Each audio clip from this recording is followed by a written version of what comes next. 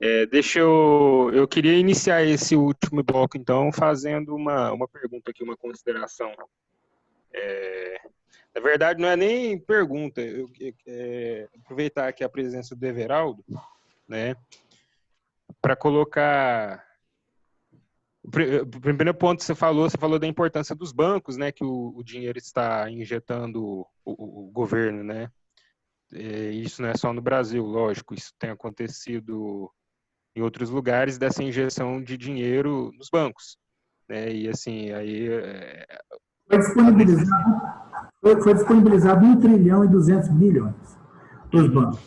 E há necessidade real disso, não é, Everaldo? Porque se a gente pensa na falência dessas instituições financeiras no momento de crise, e não só banco também, grandes empresas também, né, nesse momento, como as companhias aéreas, por exemplo, elas precisam desse suporte, porque a falência dessas instituições significa, né, de imediato uma crise muito pior, economicamente falando, né? E o outro ponto que eu queria...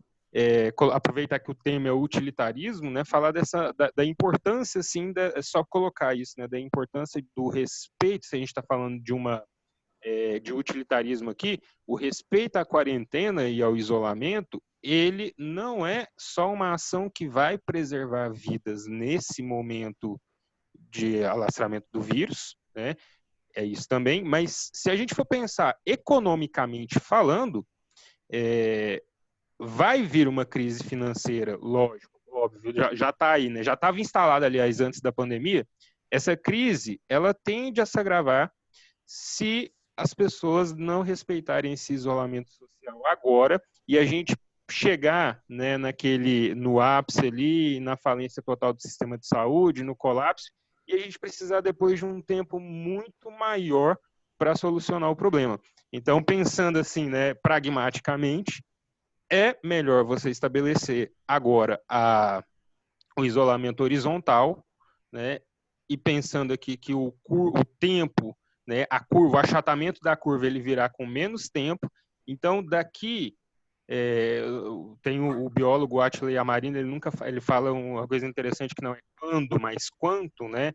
Quanto de casos você vai ter para que realmente esse isolamento ele possa se encerrar. Então, se a gente for pensar nisso, cara, pensa pragmaticamente mesmo, pensa na situação e pensa, né, à luz ali da razão do utilitarismo. É muito melhor a gente respeitar isso agora e a gente ter um tempo menor, a economia vai sofrer, já está sofrendo, mas a gente vai ter um tempo menor necessário de quarentena. Se a gente não respeita isso agora, né, e você impõe aquelas medidas de isolamento vertical ou nenhuma medida de mitigação, as consequências vão ser mais graves. Por quê? Porque mais gente vai morrer, porque vai precisar de injetar mais dinheiro dentro da saúde, óbvio, e principalmente porque a gente vai precisar de um tempo maior depois de isolamento. A hora que chegar no ponto crítico, como aconteceu com a Inglaterra, né, de ver que esse tipo de ou não mitigação ou então isolamento vertical não dá certo, aí você já vai estar no ápice ali do pico que vai estar muito pior, muito mais grave do que seria no isolamento horizontal, e o tempo vai ser maior. Então você vai ter maior tempo de empresas fechadas, né, de comércio fechado, etc. e tal. Porfírio, essas pessoas que pedem o final do isolamento horizontal, elas são inomináveis, igual o líder deles, inominável também. São pessoas que não têm a menor ideia de como funciona o mundo. Hoje, economia e saúde são a mesma coisa. O meu gasto é a sua renda. Se eu não saio para gastar, porque eu estou doente, ou porque minha família pode ficar doente, ou porque eu acho que não devo sair e me arriscar, de onde vai vir sua renda? O meu gasto é a sua renda. O meu gasto é a renda de qualquer um que vende qualquer bem e serviço por aí. Então, assim, é impraticável. É simplesmente impraticável. Então, na verdade, somente expor as pessoas. Expor o trabalhador. Porque o trabalhador que vai ter que ir trabalhar, que vai ter que pegar o ônibus, que vai ter que enfrentar vários locais tumultuados de pessoas, ele vai se expor e ele vai pegar o coronavírus. E hoje saiu uma reportagem dizendo que 1/4 das pessoas que estão pegando, que morreram do coronavírus, 1/4 dos que morreram no Brasil por coronavírus são pessoas fora do grupo de risco. Então a situação não é bem aquela, né? A ideia de gripezinha já era, não existe isso. Agora, em relação aos bancos, veja bem, 2 situações. Um banco não consegue honrar seus compromissos e entra em falência. Uma instituição financeira. 2 situações ocorrem. Primeiro, o governo, necessariamente, vai ter que estatizar esse banco, não vai poder deixar ele fechar. Então, vai incorrer em muito mais recursos para salvar bancos em falência do que hoje você injetar dinheiro nas instituições financeiras e elas conseguirem superar esse momento de boa. Outra coisa, um banco entra em falência. Sabe o que você faz? Suponhamos que uma instituição conhecida, mais conhecida, quando é uma instituição muito pouco conhecida, até que isso não acontece. Uma instituição mais conhecida vem entrar em falência, um Itaú, um Bradesco, qualquer um desses. Sabe o que acontece? Todo mundo sai correndo para ir buscar dinheiro no banco, e não tem. Os outros bancos entram em falência também. Todo mundo vai tirar recurso do banco, vai entrar todo. Quer dizer, não tem sentido deixar os bancos ficarem expostos. Não tem o menor sentido. Então, essa conversa que a gente recebe hoje tem economista, como, por exemplo, aquele Eduardo Moreira, contribuindo com essa burrice, contribuindo com essas ideias inúteis. Porque o banco vai vender título podre para o Banco Central. E daí? Vamos discutir isso depois. Vamos discutir isso quando acabar a crise. Aí a gente vê o que aconteceu. Deu certo, não deu? E agora? Agora a gente vê. Mas durante a casa pegando fogo, nós vamos ficar discutindo em relação. Entendeu? É isso. Everaldo, eu tenho alguns pontos a dizer aqui a partir da sua fala, mas antes disso, é só uma pergunta. Aí depois que você responder, eu passo as minhas pontuações. Pode ser, Porfírio? Então, nós falávamos outros dias pelo WhatsApp sobre reforma tributária, né? Ou seja, a importância de uma reforma tributária. Tudo bem que agora não dá tempo mais, não tem condições para fazer uma reforma tributária, assim como é complicado pensar num processo de impeachment, né? Para resolvermos o problema político. Essas alturas é difícil pensar no processo de impeachment, assim como seria, talvez, quase que viável pensar numa reforma tributária, né? Mas não deixa de ser interessante a ideia de que é preciso sim salvar os bancos, que os bancos eles exercem um papel fundamental na sociedade, que é acudir ali o cidadão que está precisando de dinheiro ali naquele momento. Porém, tem aquele lance dos juros, né? Os juros exorbitantes que o banco pode aproveitar-se também dessa situação. Aquilo que eu falei, nesse momento de pandemia, pode ter pessoas, assim como tem um cidadão, uma pessoa física, pensando em levar proveito da crise, pode ter também pessoa jurídica. Em que medida uma reforma tributária ajudaria a equilibrar esse problema, para que os bancos agissem de forma coerente com o bem-estar social? Ou não são coisas desconexas? Não, são coisas completamente vinculadas, né? Hoje, quando a gente pensa na reforma tributária, a gente tem que pensar numa inversão do que existe hoje para um outro modelo. Nós precisamos tributar na renda, é necessário tributar a renda, E aí tem assim, os níveis de renda para você tributar, patrimônio, especialmente herança, algumas coisas nesse sentido também. E tributar menos, muito menos, na comercialização, na produção. Porque ali que está concentrado hoje o grande volume da tributação. Isso precisa acontecer. Mas para isso acontecer, e aí a gente tem uma reversão, aí a gente passa a ter um tipo de tributação progressiva. Hoje a nossa tributação ela é totalmente regressiva. O pobre paga muito mais do que o rico. Hoje, sim, vale a pena você ser rico, não somente porque ser rico é muito bom, mas é que você paga menos tributo também. No Brasil é assim. Então, isso tem que acontecer. Mas uma reforma tributária, ela precisa acontecer no momento posterior à crise. Não tem como a gente pensar nisso agora. É um livro que eu recomendo que as pessoas leiam para ter um entendimento mais aprofundado dessa necessidade, é o livro do Piketty, né? Esse livro aqui, ó.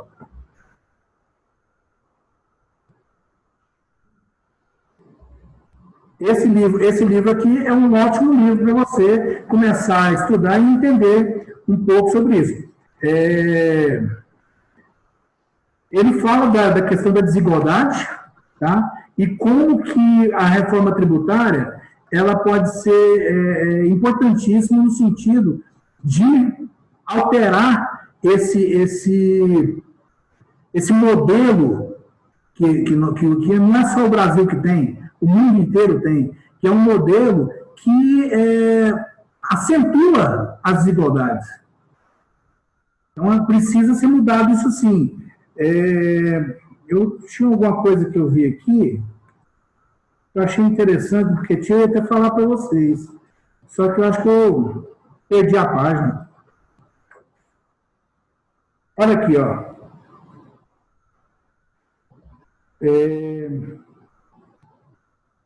A instituição ideal, que seria capaz de evitar uma espiral infindável de aumento de desigualdade e também retomar o controle da dinâmica em curso, seria um imposto progressivo global sobre o capital. Quando eu falo na questão da renda, é que o capital está muito ligado a essa questão da renda. Tem muita gente que não trabalha e ganha muito. Você já percebeu isso? Gente que não trabalha, que não tem empresa nenhuma, mas é rico demais. Sandro Mabel, eu não queria dizer o nome, mas Sandro Mabel é um deles, né? Presidente da FIEG, da Federação da Indústria, mas não tem indústria. Ele vendeu o que ele tinha. Por que ele é presidente da FIEG? Eu não entendo. É rico. Aí tem a plutocracia, né? No Brasil, nós somos plutocráticos, viu? Olha só, um instrumento como esse teria ainda o mérito de gerar a transparência democrática e financeira dos patrimônios, o que é uma condição necessária para a regulação eficaz do sistema bancário e dos fluxos financeiros internacionais. A gente precisa saber por que alguém está rico demais, por que alguém tem patrimônio demais. Não é importante isso? Nós somos uma sociedade. Nós não somos cada um por si e Deus contra todos, não. Tinha mais coisas que eu poderia ler aqui, mas eu perdi a página. Eu queria só fazer uma consideração, né, que é importante a gente lembrar nessas horas da função social da propriedade, né, que é algo que já é discutido pelos liberais clássicos, né, você já encontra lá em John Locke essa questão da função social da propriedade. Uhum. E outro ponto que eu queria colocar né, e até para ficar mais claro para quem até para ficar mais claro para quem nos ouviu a respeito da tributação, a gente tem um sistema aqui no Brasil onde você paga um imposto massivo em cima do arroz, em cima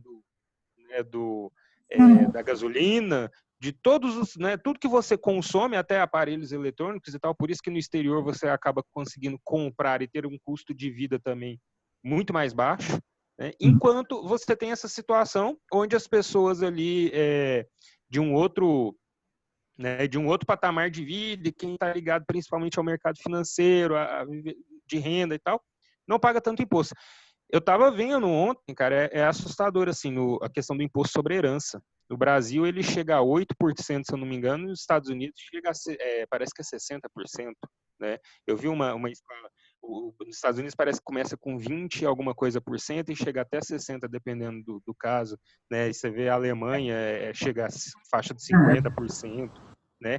E a gente tem essa situação totalmente contrária no Brasil, assim, é absurdo, né? A taxação, ela vai em cima do pobre mesmo, porque é o pobre que sente, né? A taxação é em cima do consumo. Sim. É isso, eu acho isso também. Eu acredito que o Brasil precisa reverter essa questão da tributação. Ou faz isso, ou então nós vamos ser um país desigual por séculos e séculos, viu? Sim, sim. Gente, o Brasil, ele já passou por vários momentos históricos. Eu acho que o Brasil, ele consegue superar seus problemas de maneira meio demorada sempre, mas consegue. Você vê, no século XIX, o problema da escravidão. Aquilo ficou se arrastando, até que não teve mais jeito. E é assim, o problema da industrialização.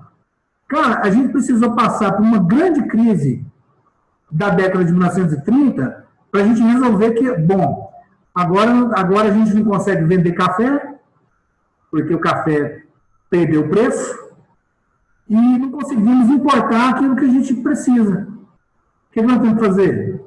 Vamos ter que investir em indústria.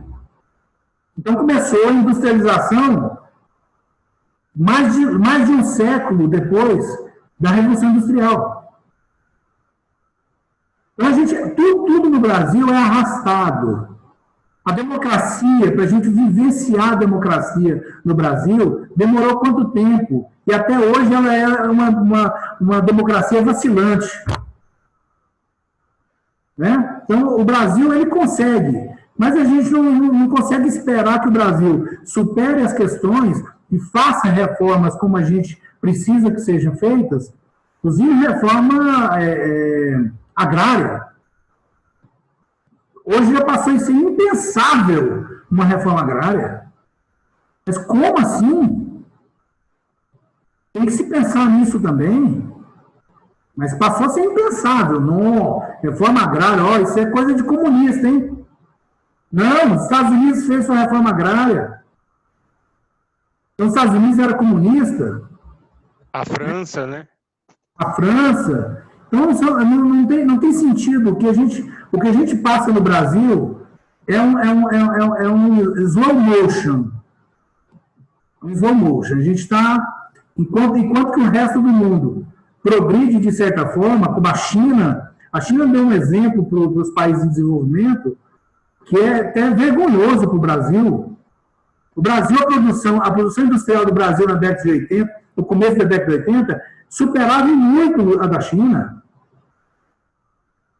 Hoje a China é essa grande potência em crescimento e o Brasil continua patinando. A Coreia do Sul fez a mesma coisa. O Japão, depois da Segunda Guerra, fez a mesma coisa. A Alemanha, depois da Segunda Guerra, fez a mesma coisa. E o Brasil patinando. Não, a gente não deve ir por aí, porque isso é coisa de comunista. Ah, cara, pelo amor de Deus. Mas é isso. A gente vai chegar em alguma coisa, em algum momento, o Brasil vai ser melhor. Mas, por enquanto, e em função, inclusive, dessa grande crise, o que a gente tem que pensar em como a gente vai resolver esse problema da escolha política. Pô, como é que a gente escolhe tão mal representantes? O problema da nossa situação econômica, como que o país vai se comportar, como que o governo vai criar políticas para resolver a questão econômica e a questão da saúde. Estão completamente vinculadas, como eu já disse. Saúde é igual a economia hoje, não tem diferença. Você falando esses problemas aí, eu sintetizo que o principal problema, né, que gera esses problemas de atraso do Brasil é a ignorância, que você mencionou aí 4 problemas que nós temos, né? Nós temos aí um problema de ordem política, temos um problema de ordem sanitária, temos um problema de ordem econômica. E eu acrescento um 4º problema que eu creio que é o gerador. Ou se não é o gerador, ele é o basilador nesse momento para que essa crise persista e se agrave ainda mais, que é o problema cultural, ético. Ou seja, o problema é a ignorância. Aquilo que eu falei no meu texto, que está publicado tanto no blog do Everaldo, tanto no blog do professor Lucas, Para Além dos Muros, quanto no Jornal do Sul do Pará, saúde pública ou economia? Existe mesmo essa controvérsia? Lá eu falo isso que o Everaldo disse, que são 2 setores que caminham juntos, né? Saúde pública e economia. Essa ideia de que é preciso optar por um, né? Ou você fica em casa, beneficia a saúde pública, ou você vai trabalhar e salva a economia. Isso não existe. Não. As coisas estão interligadas, né? Ou seja, é um problema só. E o que falta as pessoas perceberem isso? A ignorância. A ignorância, a aversão à racionalidade, a aversão à compreensão. Olha, a filosofia política nos faz entender que não existem situações, ou dificilmente vai existir situações em que um governante consegue estruturar, estabilizar muito bem o Estado sem o engajamento das pessoas, sem que as pessoas compreendam o que é a vida política, como é que a vida política se estrutura, ou seja, o que é preciso ser feito. Daí eu lembro o Maquiavel, não poderia deixar de citá-lo, né? Inclusive até eu trago isso para a minha dissertação, que em setembro, já vai ser publicado em forma de livro. O lançamento seria Nampof, né, se não for adiar, mas eu estava prevendo já fazer o lançamento do meu livro Nampof, de outubro. O Maquiavel diz o seguinte: um Estado, ele pode recuperar a sua saúde, um corpo político pode recuperar a sua saúde política em 2 situações. Uma pela fortuna. O que é a fortuna? Aquilo que pode nos acontecer sem que nós escolhamos o ruim. Quando algo de ruim acontece e provoca uma mudança, esse problema leva as pessoas a pensar diferente, mudar. Mas isso não é garantia de mudança e também não é a melhor via de mudar. Ou seja, pode ser que as coisas não mudem para melhor. E a outra forma de um país recuperar a sua saúde é por meio da virtude, ou seja, de forma espontânea, quando o próprio corpo político, né, o governante, cidadãos, agindo de forma racional, percebe a necessidade da mudança e muda por virtude, ou seja, por compreensão, de forma esclarecida, né? Não porque o impacto, algo de ruim aconteceu e provocou, ou seja, não é uma mudança reativa, é uma mudança ativa. Então, pensando nisso, quando você elencou esses problemas aí, já me vem à mente, claro, nós temos um 4º problema, que é o maior deles, que é a ignorância. Essa aversão à racionalidade, aversão à ciência. E esse problema da ignorância causa a falta de ética e de cidadania. As pessoas, pelo fato de elas não compreenderem, né, o perigo do coronavírus, não só o perigo dele em questão de doença, né, também não compreendem como é que se transmite, como é que se pode evitar, ainda tem muita ignorância a respeito disso, não perceberam como um problema social e como um problema mundial. Veja, um dos pontos do coronavírus, como eu falei no início da minha fala, é que nos coloca em conexão, né? Um problema que acontece lá na China não é problema só na China, é problema meu também, nos afeta aqui. Ou seja, as nossas dores estão conectadas, né? Os nossos problemas estão conectados. E a ignorância, a falta de percepção disso, cara, às vezes se torna pior do que o potencial nocivo do coronavírus. O vírus não é tão nocivo em si mesmo. O que torna ele mais nocivo é a ignorância. E essa ignorância que se assenta nessa aversão à racionalidade, a aversão ao pensamento, à crítica, à ciência, gera a falta de ética, a falta de cidadania e de engajamento das pessoas. Quando você fala, Beraldo, que o tolo venceu, né? Venceu Sócrates. O tolo insatisfeito. Sim, o tolo satisfeito venceu. E esse tolo satisfeito é um tolo antiético. Sim. É um tolo antiético que ele não pensa em valores, ele não pensa no outro, ele não pensa na coletividade. Ele acha que maximizar o máximo de prazer imediato para si vai gerar uma felicidade dele duradoura, e não. Isso gera problemas para a humanidade e, consequentemente. O tolo satisfeito é Eichmann, da Hannah Arendt.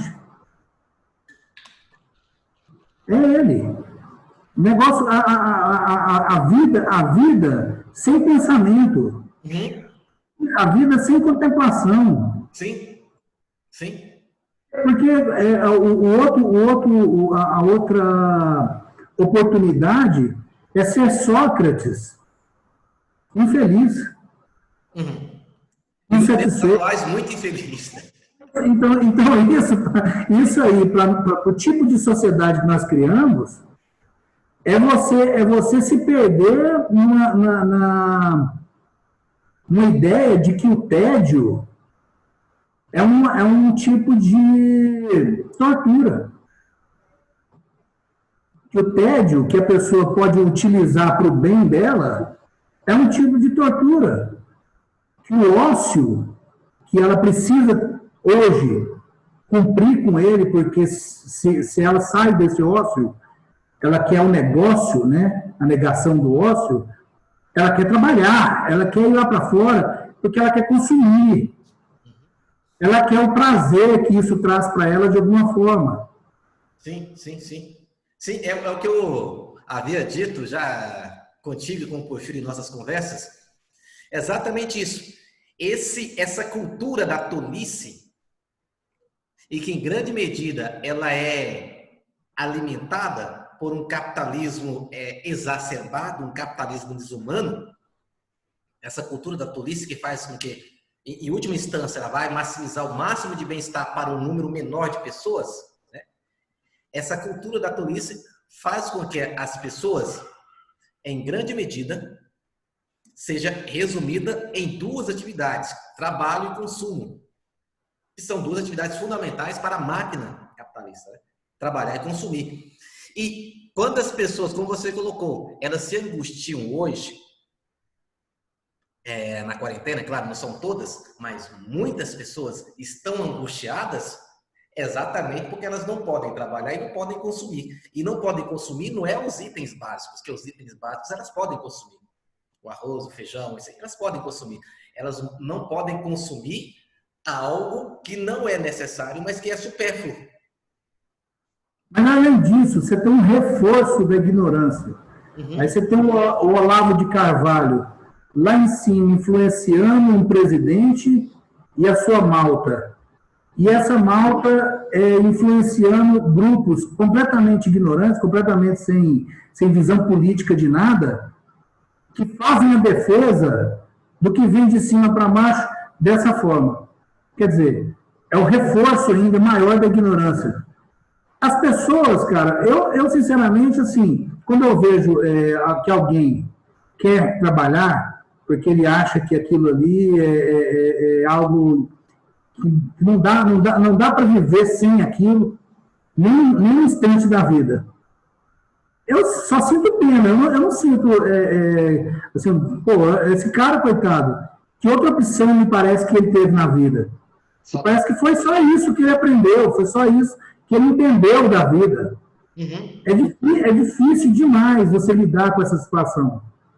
O correto é que o governo crie a barreira. A gente tem que apoiar o governo para que ele crie, que ele continue criando essa barreira, criando esse isolamento horizontal como ele é, né? Esperar das pessoas, eu não espero não, cara.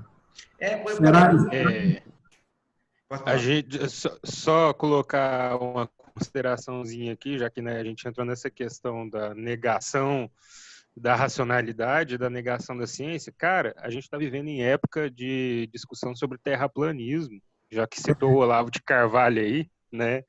A gente está falando de terraplanismo, a gente está falando de movimento antivacina que está acontecendo hoje, século XXI, 2020, né?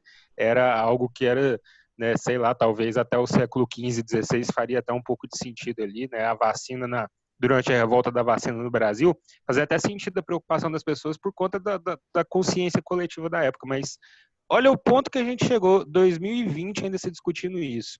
A outra coisa que eu queria colocar é que já entrou aqui nos últimos 10 minutos, a gente já está com 8h50, né, e para a gente fazer, então, né, o fechamento aqui, se alguém quiser colocar mais alguma coisa, né, e aí falar do tema da próxima, né, João?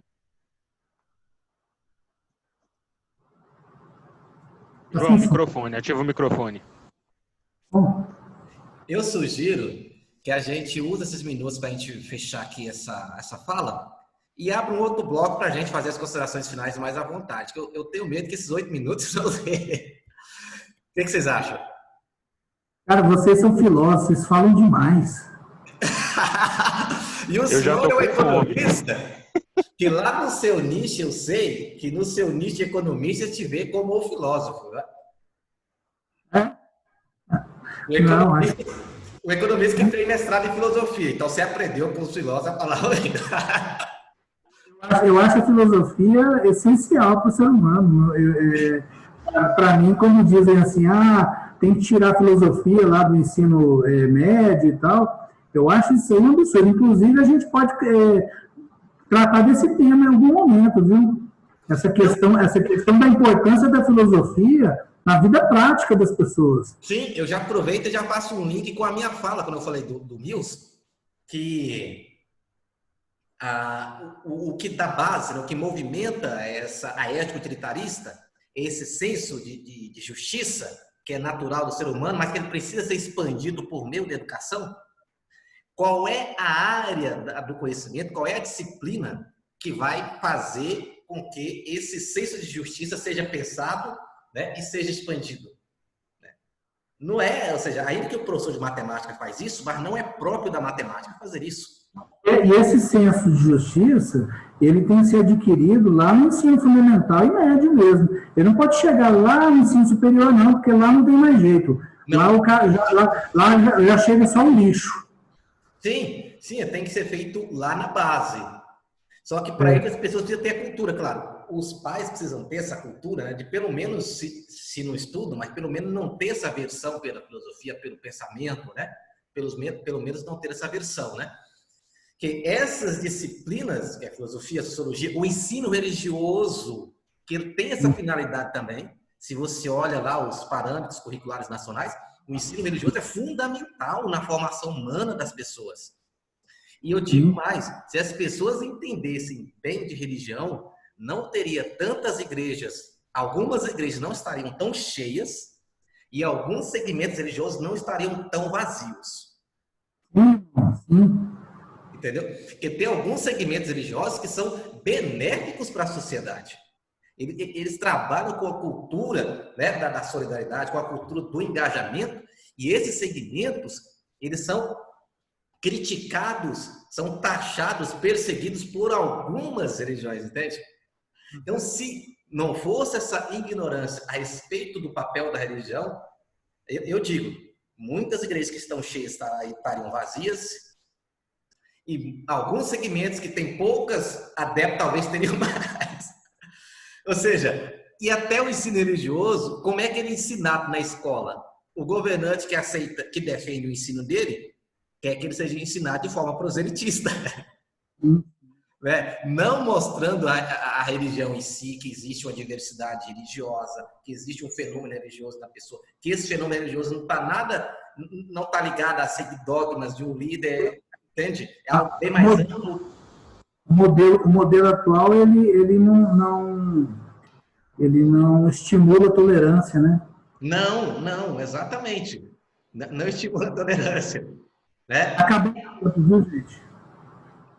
E tem segmentos religiosos, por exemplo, principalmente as religiões de origem afro, que estimula, né, a solidariedade, o respeito à diversidade. É disso que eu falo. Desculpa? Acho que todas as religiões, elas acabam, assim, no sentido dos princípios de cada uma religião, eu acho que muito isso mesmo, né? O problema é que as igrejas, né, elas têm umas intolerâncias, né? Se fosse intolerância... O cristianismo, na essência do cristianismo está. Sim. No próprio cristianismo, a essência do cristianismo carrega isso, né? Essa questão do amor ao próximo e do cuidado e desse, né, traz uma noção de um senso coletivo necessário para essa vida em sociedade, né? Porque no fundo, se você pensa em dever, em moral, por exemplo, em uma formação cívica, para um civismo mesmo, para uma formação moral da sociedade, né? E você tem que pensar nesse senso coletivista. Olha, o que a gente está falando aqui, né, é que a vida em sociedade, ela precisa de certos princípios, que se respeite certos princípios, e que dentro do individualismo isso fica muito mais difícil, muito mais complicado, né? E o que a gente está vivendo hoje é justamente a exacerbação desse individualismo.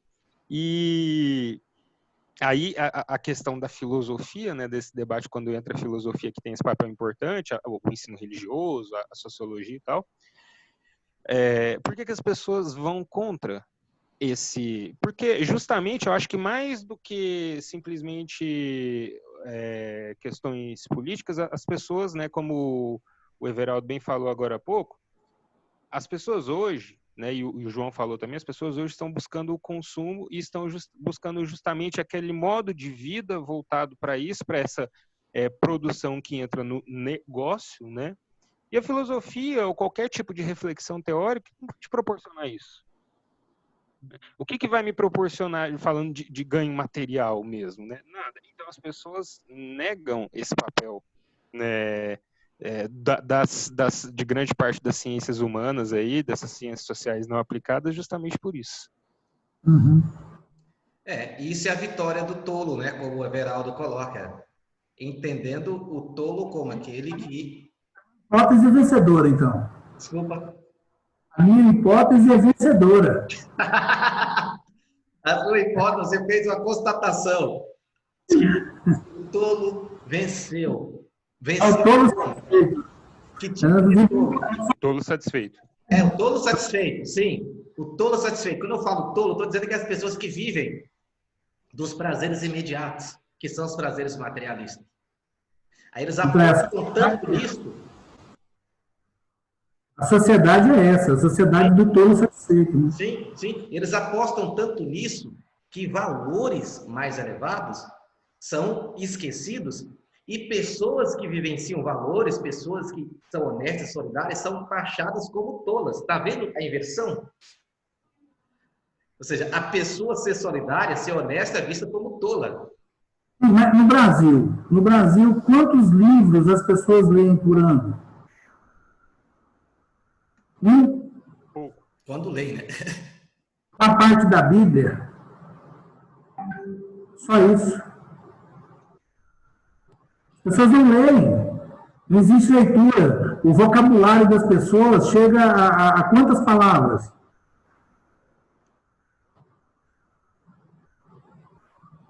O vocabulário é resumido. E você falou que elas leem a Bíblia. Eu falei, e nem isso.